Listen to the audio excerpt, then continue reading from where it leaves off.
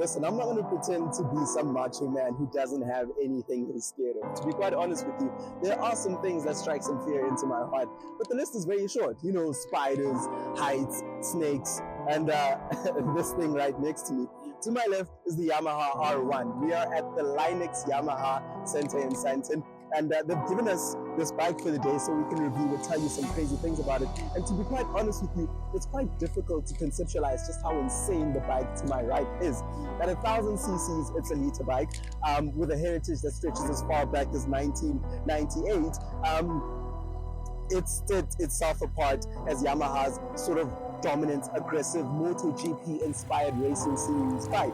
It weighs 200 kilograms, produces roughly 200 horsepower, which gives it a near perfect 1-to-1 ratio. If you're into bikes and cars, you know that is the holy grail ratio. That's exactly where you want to be, which is why the bike behind me, and this is the crazy part, it's able to do 160 kilometers per hour in first gear.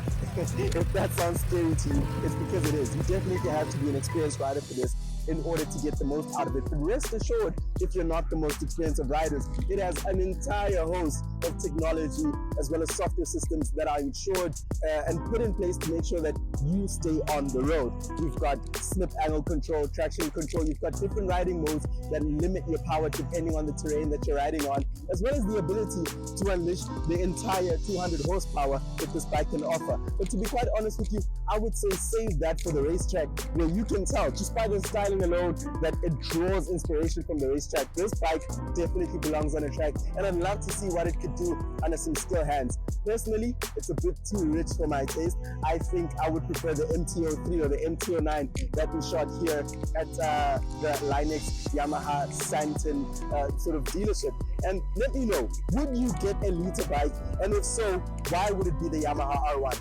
Personally, I was sold on the styling alone, but you guys might be into something else. Let us know in the comments.